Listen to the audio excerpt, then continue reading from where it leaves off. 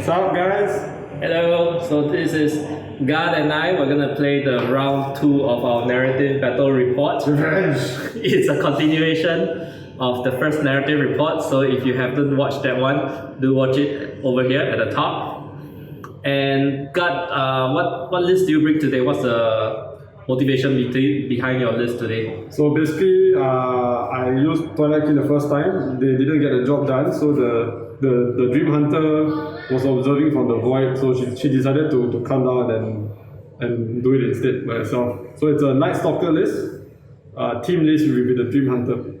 Alright, so we'll see how it goes. We're at the game store, Hammer House, Double H over here, and I'll see you at the end of it.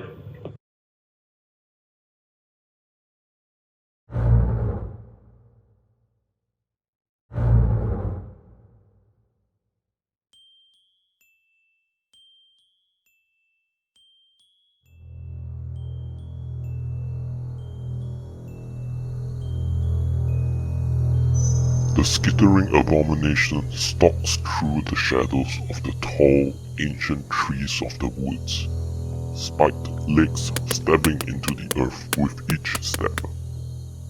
Behind it, scores of nightmarish creatures shamble through the forest, their sheer malevolent presence sapping the life energy of the trees around them, leaving them as withered husks. For years, the abyss has caused reality to ebb and blur in the region, and the thinning of the veil has spawned a diminutive gateway into the realm of nightmares.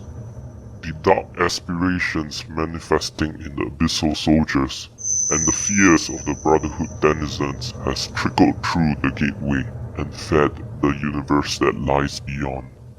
Slowly, these aspects developed sentience. The dreadful incarnates consume the wicked emotions for sustenance, and their hunger grows larger. They whispered into the minds of the inhabitants of the world to release them, but the Brotherhood's resolve proved impenetrable, while the abyssal forces were too loyal to their wicked Celestian overmasters. The Twilight Kin, on the other hand, proud elves seeking power to regain their past glory, were easy to tempt. Promising servitude to the misguided elves, the Twilight Kin summoner crones pulled forth the horrors into reality, bound by the crone's magic. The Nightstalkers marched into battle for the Twilight Kin. When the summoner crone died, it released a shockwave of energy, freeing the Nightstalkers from their bonds and carrying wider the portal to their realm. They were able to will themselves through the gateway into the world, ready to feast.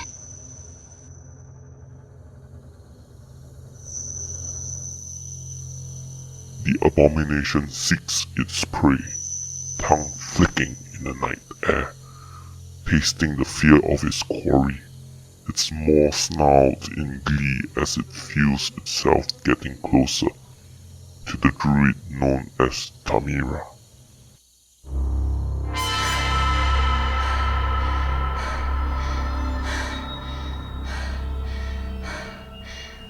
Tamira tosses and turns in bed as her recurring nightmare haunts her. She could still see the carnal butchers tearing through the men in front of her at the Battle of Settlers Pass several weeks ago. Sweat beads up on her forehead as she relieves the harrowing ordeal.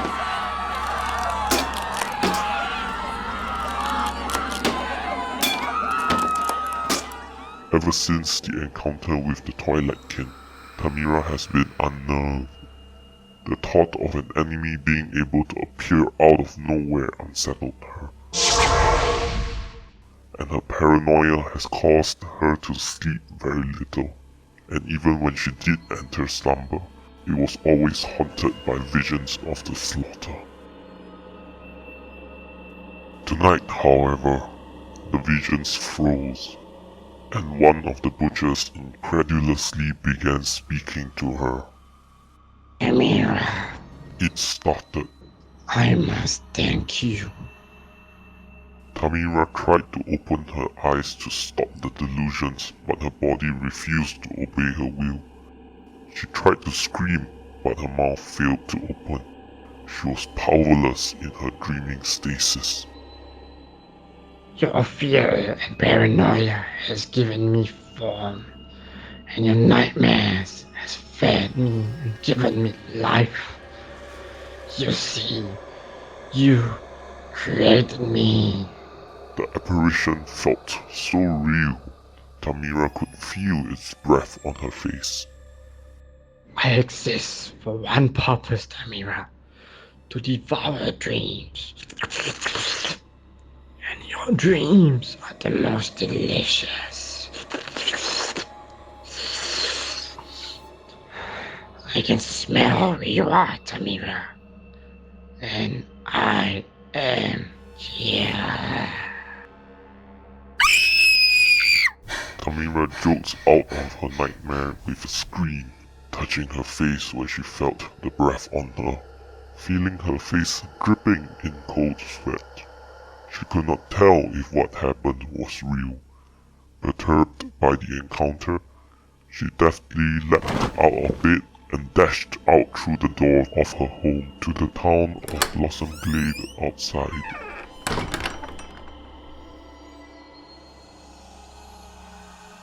The darkness of Blossom Glade at night seemed normal enough, yet something felt off. Then Tamira realized as her senses awake from their sleepy stupor. The trees have withered and lost their life.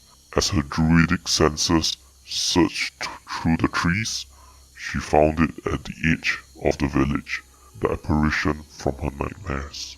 She could recognize the same sinister essence she felt as it emerged from between the trees, the Dream Hunter. But Tamira's eyes widened when she felt more dark energies behind it. Much more. Blossom Glade seemed to have stirred from its sleep as well. Whispered sounds of her people could be heard as they too had been awoken.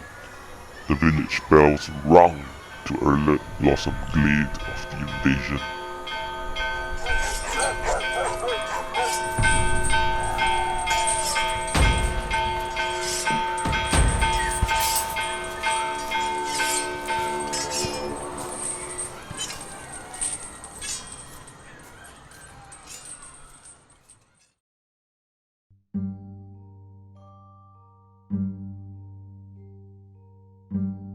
These creatures seem to be here for the magical fonts that has appeared around Blossom Glade. We have only just begun to study them, and we know the amount of magical currents found in each of these vortexes on the other side of the village. But we will need time to uncover the magical potential of the ones near us, and secure those with the most power. We know not why they have a want for these magical energies. Tamira knows the vortex on the central hill does not hold much power. Hence her forces are deployed lightly in the middle, with her regiment of water elementals holding the center, while her men-at-arms would get ready to perch up on the hill to charge down from. Tamira supports her soldiers from the back, with a horde of water elementals to the right. Rear drum anchors the right flank. The bulk of the Cherry Blossom offensive is on the left flank, with the Brotherhood Knights, Elizabeth, the Order of the Forsaken, Brown Fang, White Wing, and Grendor with the Order of Redemption. Up ahead, Tamira's house splits their offense, with the Dream Hunter appearing to hunt Tamira. Butchers and the Dread Fiend takes the left flank, while the Shadow Hawk, Reaper Troop, and another horde of Butchers take the right side of the Dream Hunter. The enemy center is held by Scarecrows, Shadowhounds, and the Horror, while the right flank has the Terror, Phantom Troop, and Reaper Troop. The Cherry Blossom Coalition has the initiative and decided to move out first.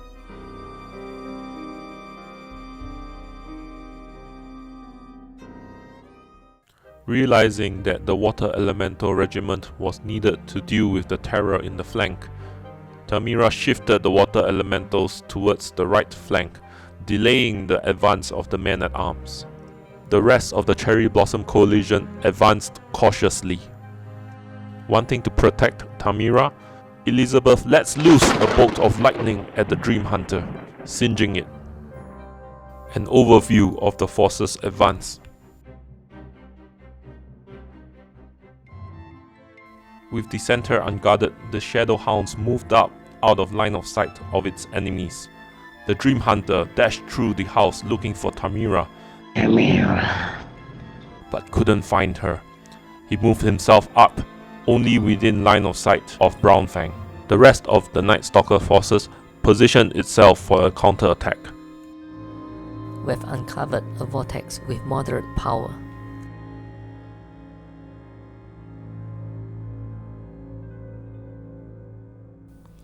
What have I done? I've put the rest of our soldiers in danger. If they took out the butchers, they will be attacked from all three sides. The Shadow Hawk cannot be charged. With the Shadow Hounds threatening, backing up is not an option. So the only option is to charge the Scarecrows, and even that is not a great prospect. Tamira sensed her warriors stealing their nerve, as they have come to the same realization. They are getting ready to die valiantly for Blossom Glade. She reached out with her magical senses to one of the warriors, the Knight of the Forsaken who has reported the Twilight King's arrival several weeks ago. Sensing her mental presence and sorrow, he too spoke with his mind. It is okay, my lady. It is an honor to die for a cause you believe in. Thank you for giving us a new purpose. What's your name, brave warrior? My name is Dayron, my lady, son of Falcon. Dayron, may the trees grow ever stronger from your sacrifice.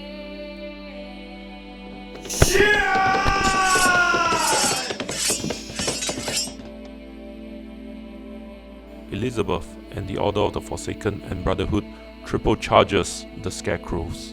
On the left, Grandor and the Redemption Knights, along with Brownfang, double charges the Butcher Horde, while White Wing retreats. On the right flank, the two Water Elemental units double charge the Terror, while Red Drum takes on the Phantoms alone. The Redemption Knights and Brownfang decimated the Butchers. The triple charge took out the Scarecrows, but they positioned themselves for the oncoming onslaught. The Water Elementals dealt some damage to the Terror, but Brownfang, all his strikes connected, and he took out the Phantoms all on its own. Now they await death.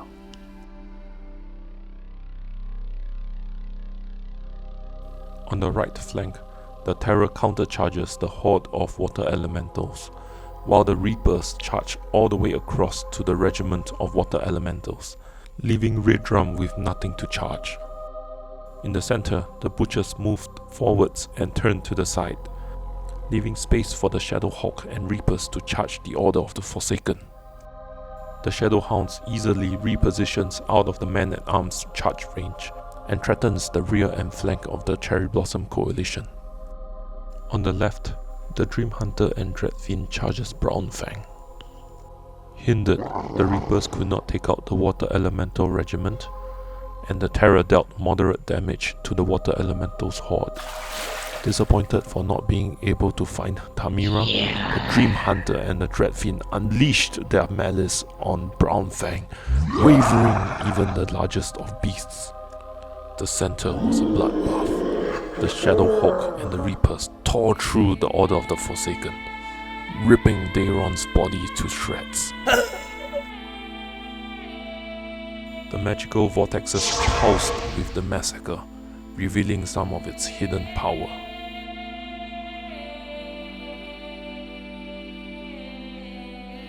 Tamira strengthens the Water Elemental Regiment with a Bane chant, and its attacks wavers the Reapers. The Water Elemental Horde and the Terror remains locked in combat, while Red Drum swings around to threaten the rear of the Terror. The Redemption Knights fight with such fervor as they vanquish the Dream Hunter and overruns into the Dreadfin and slay it as well. The Brotherhood Knight charges into the Shadow Hulk to avenge their fallen comrades. They deal a respectable 10 damage to the Shadow Hulk, but it was not enough to take it out. Elizabeth takes on the Reapers and wounded them with all 3 of her attacks. She manages to rout them even with Mind Thirst.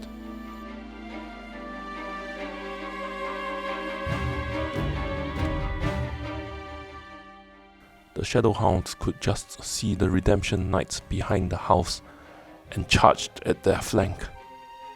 The Bane Chant incantation from the Horror failed and they dealt 5 damage to the Redemption Knights. The counterattack from the Shadow Hulk, aided by the Butchers, massacred the Brotherhood Knights. Not impressed by these water creatures, the Terror unleashed its full power on the Water Elemental Horde and destroys it. It turns around and faces Redrum.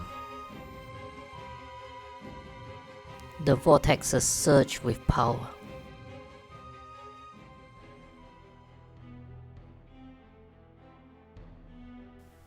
With the central forces lost and the opponent not threatening anything at the moment, Elizabeth decides to charge in to help the Water Elemental Regiment get rid of the Reaper troop.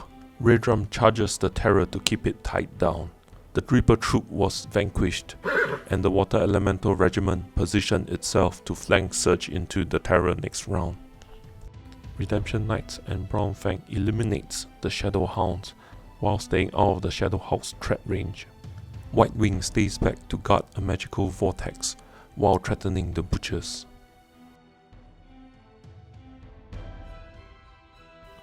The Shadow Hulk stays out of the Redemption Knight's charge range, while the Butchers marched forwards to claim the vortex in the ruins. The Terror's tentacles remains locked with Brown Fang's horns. With the study of the vortex's power complete, we now know which vortex to focus on protecting. The men-at-arms will stay in their position to protect that vortex. White Wing could be redeployed elsewhere.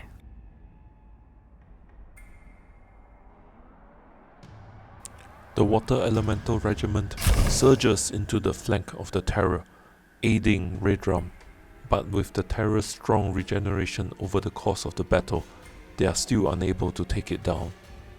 Brown Fang and Elizabeth finally takes down the Shadow Hulk. White Wing moves up to guard the upper vortex, while the Redemption Knights guard the strongest vortex.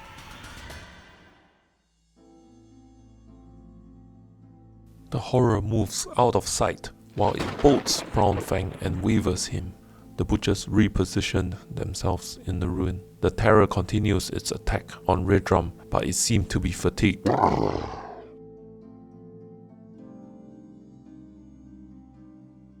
A second round of flanking assault finally takes down the Terror.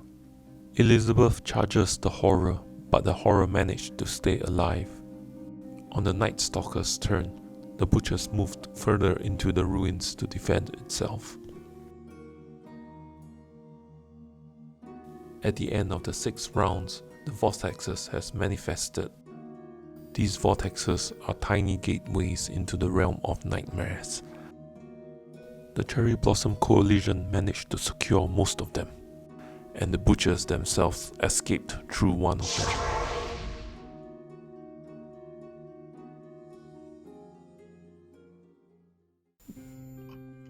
Dawn has broke, and the nightmare has ended.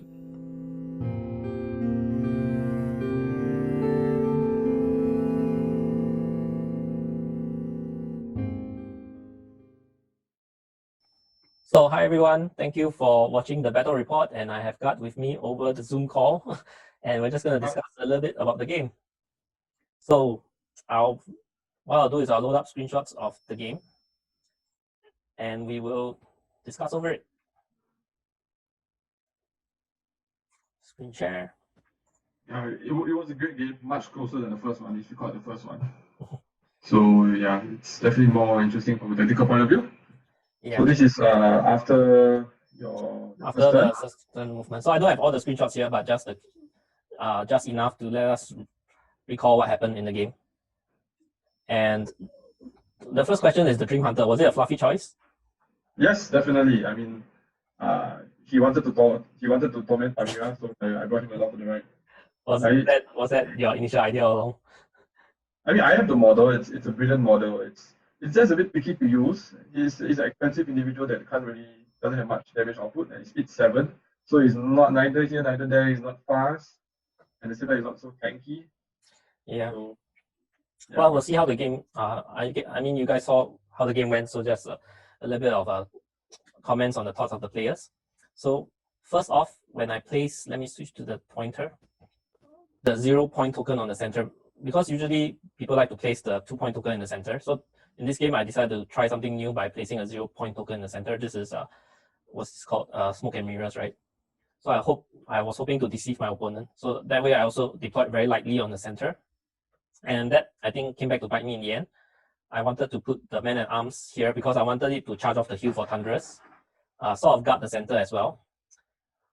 But I realized that the house will really block the movement of the Man-at-Arms. So I think I'll have a lot of difficulty swerving around the house to the terror over here, especially when the water elementals are here. So there might be a lot of gap problems, especially he has Phantoms, which are speed 10. So those were the challenges I faced. That's why I swerved. I initially wanted the water elementals to just guard the center, but I swerved it over. And that the whole thing delayed my Man-at-Arms. So I think that right off the bat, that was my big mistake. Gart, what comments you have about your deployment and first few turns? I think my deployment on the left with my Butchers and Dreadfin behind, I was a bit weaker over there because he had the Pegasus and the Redemption Knight. So plus the Beast of Nature, I should have probably put my Shadowhawk there because my Shadowhawk can definitely take a touch from either of those units. Then instead of my Butchers, which took the touch and died without ever getting to strike back. So probably I should have placed my Giant on the left with the Butchers. Then my Dream Hunter, maybe I should be a bit more cautious. He moved up, took a charge from the Beast of Nature, I believe. He survived. Then later on he went to touch the Knights, and then he died on the counter charge. Yeah, the Dream Hunter moved up.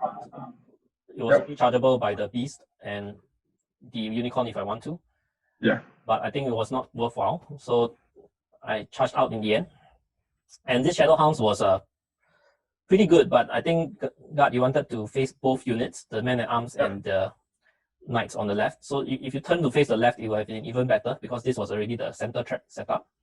The trap was set up pretty well, except that the Hounds couldn't charge when I charged past you. Yep. Yeah, so I would say in terms of the center, I think I would be in a disadvantage. The right side, I think we were roughly evenly matched, while on the left side, I had the stronger force. So we discussed that you could have maybe put a Dreadfin or the Dream Hunter as a chaff to block the charge to the Butchers, forcing my Redemption Knights to charge the chaff, and because they are crushing 3 with the Brew of Strength.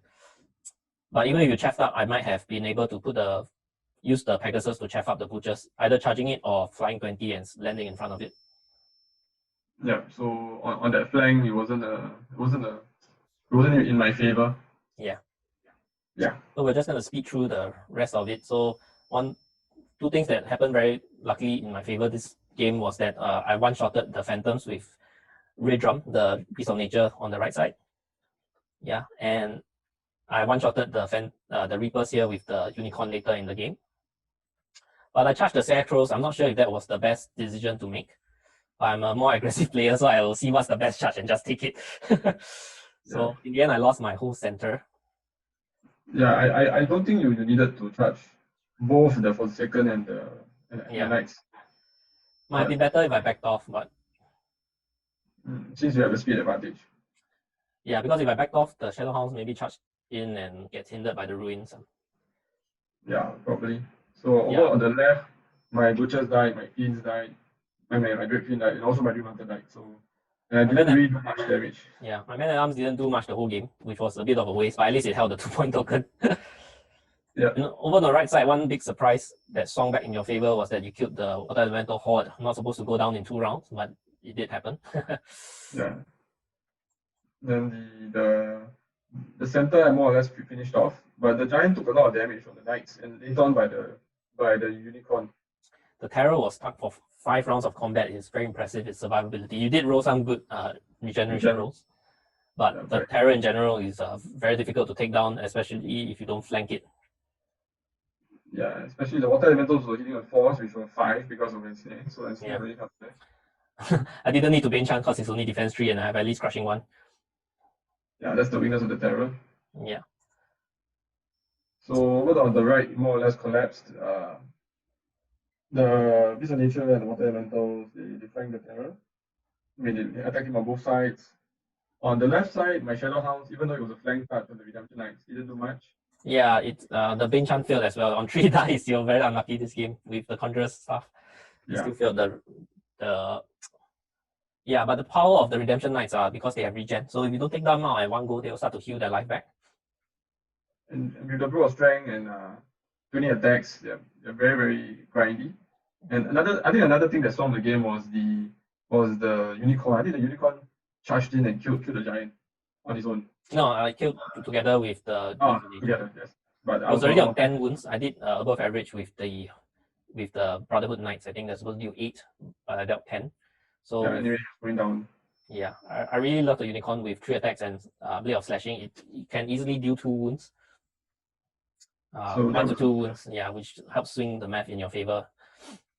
Yeah, so I actually could have turned the butchers to actually help out the giant, but I wanted to go for the token, right? Scenario points, and the men at arms were off the hill finally, and they were also threatening me. Yeah. In the end, I opted not to go in because I'd rather hold the 2-point token. So. Yep. Okay, so that's the game. Yeah. So any thoughts on the list on the Dream Hunter? Dream Hunter, picky to use.